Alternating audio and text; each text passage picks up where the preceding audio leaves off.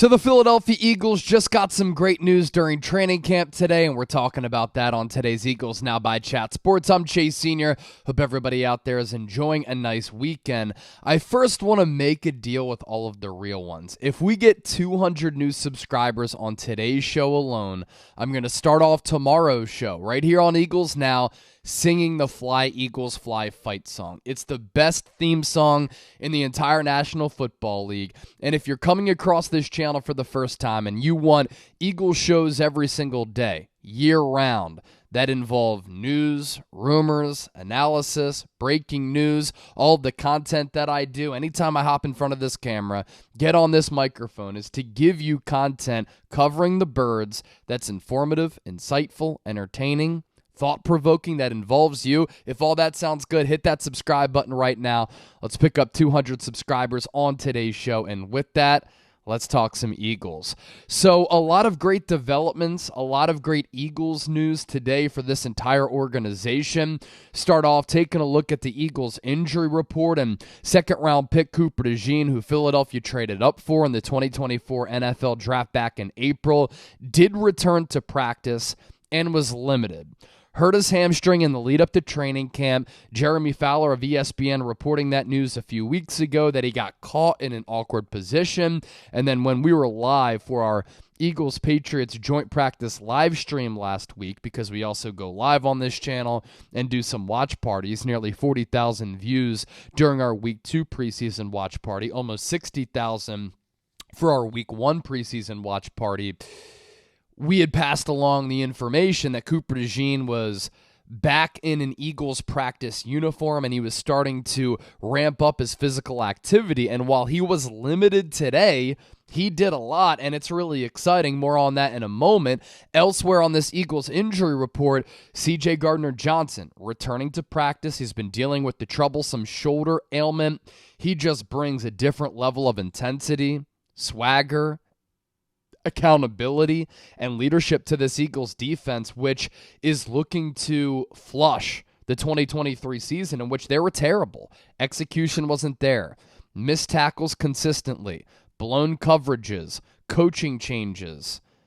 They couldn't stop anybody. They didn't generate turnovers. They were awful in the red zone. Picking up yards after the catch, they were terrible. So all around, the Eagles' defense a year ago was horrible. They couldn't do the simple things that coaches in the high school ranks are teaching their teams right now in the lead up to their respective 2024 seasons. It was all around just so ugly. Eagles' sack numbers went down. They couldn't get off the field on third downs. In the red zone, just some of the worst defensive performances that we've seen in recent memory. I thought Sean Desai was in over his skis, just didn't have a feel for the game. There were a lot of individual performances, both in-game and throughout the season, that dropped off precipitously.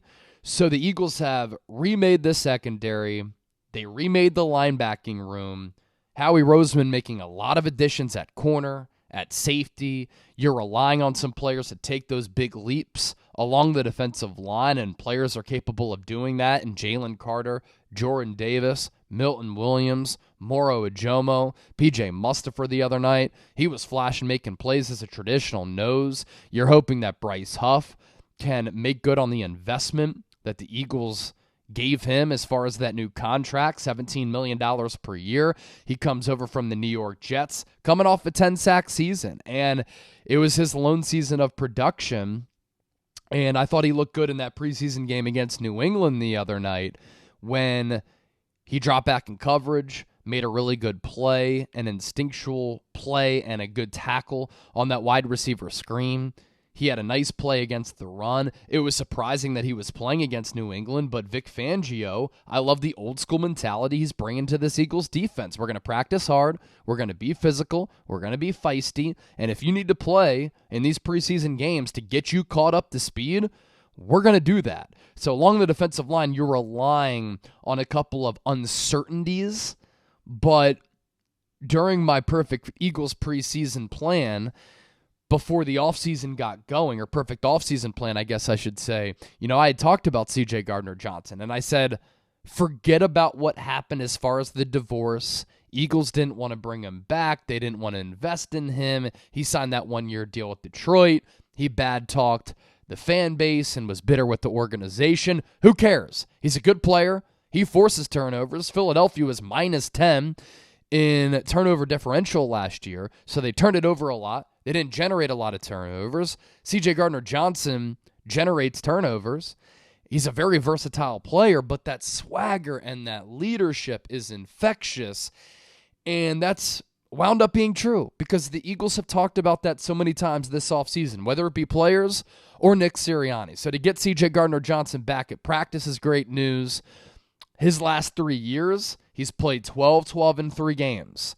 So injuries are definitely a concern for him. Hopefully he can continue to stay healthy. Going back to Cooper DeJean, today, Eagles training camp, he's getting right away, right from the jump, second-team slot nickel reps. He also mixed in and got some first-team reps on the inside with Kelee, Ringo, and Quinyon Mitchell on the outside, as Vic Fangio is switching up some of the personnel packages. So on his first true day back at practice where he's actually getting snaps in team situations, he's running with the 1s and 2s.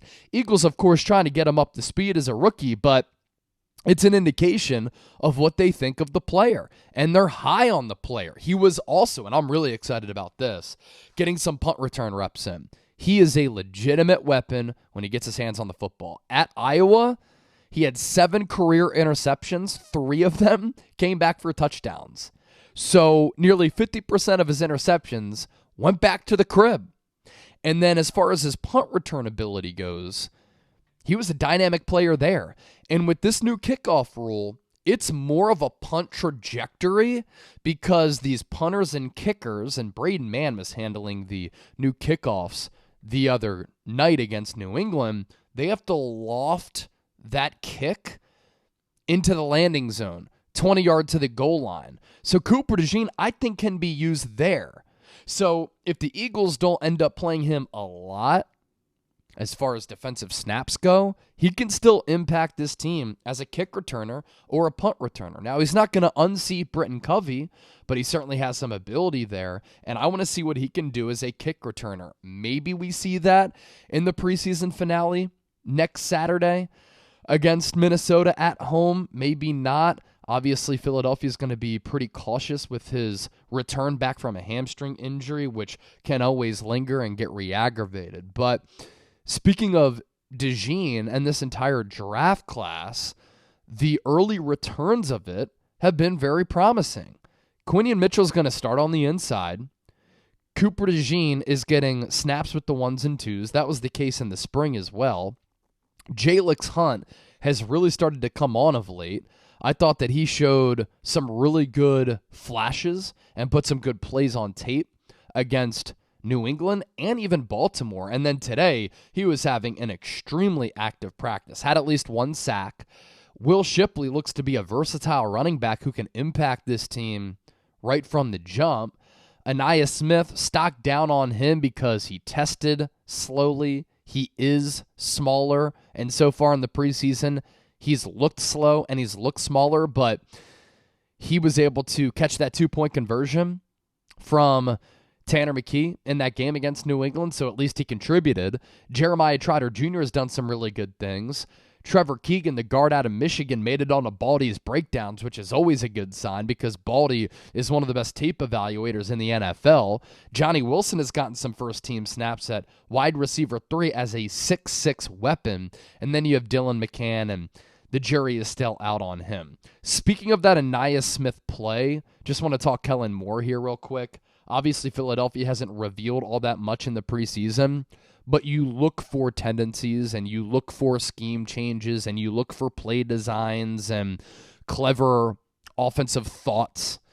And week 1 against the Ravens, you saw just smart offensive design on the Will Shipley touchdown where on the right side of the line of scrimmage, Philadelphia loaded it up with a bunch of size. You had Grant Calcaterra, CJ Uzama, and Johnny Wilson all out there to the right of the right tackle. All those players are 6'4", 6'5", 6'6", right?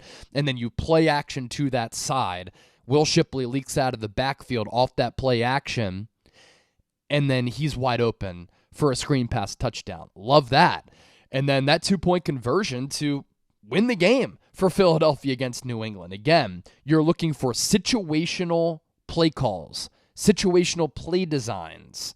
Chiefs run that play all the time, where Aniyah Smith starts off on the left side of the formation. He goes in motion, pre-snap. Eagles were 32nd in that area last year. Goes behind the line of scrimmage into the flat, and Tanner McKee able to hit him for the 2-point go-ahead conversion, which ended up winning the game for Philadelphia. So this offensive system and the coaching for this team on both sides of the ball is just worlds better than it was last year. And we're seeing that because last year during training camp, this was a disjointed, sloppy, ill-prepared, out-of-whack team, and that ended up translating to the entire season. Even when Philadelphia started 10-1, the non-casual fans know that season was a just bloodbath, and it was so difficult to watch every single game because everything seemed hard. Now, the Eagles' talent and them winning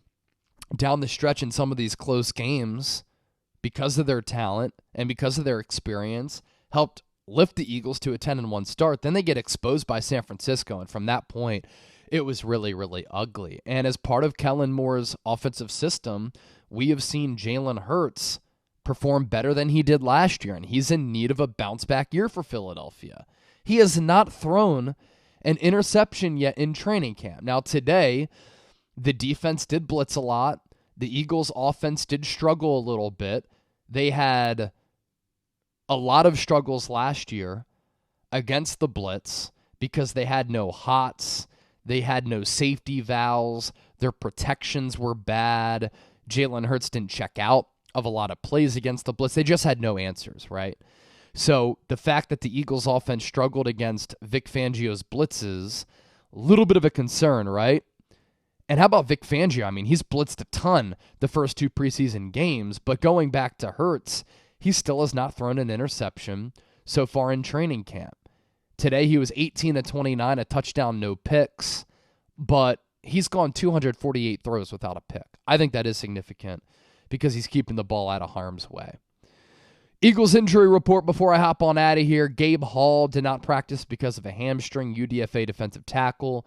Matt Hennessy, back. E.J. Jenkins, knee. Joseph Ngata had a really good game against New England. Did not practice because of an ankle. Albert Okwuegbunam continues to miss time because of an abdomen injury. Caden Stearns, knee. John Ross, concussion. Tyler Steen, ankle. And then Johnny Wilson, concussion. He took a big hit from Jabril Peppers in the joint practice where he got stood up and pancaked, put right on his ass, and that may have been the play where he got hurt. Limited participants. Oren Burks, special teams linebacker and rotational linebacker, more of a special teams guy, struggles in coverage. Returning today for the first time since the first day of training camp. He's been dealing with a knee injury. Grant Calcaterra did return, dealing with that shoulder. C.J. Gardner-Johnson back from the shoulder, as I noted. Paris Campbell, limited groin, and then Cooper DeJean with that hamstring injury. So those latter players limited. Burks, Calcaterra, C.D. Deuce, Paris Campbell, as well as Cooper DeJean.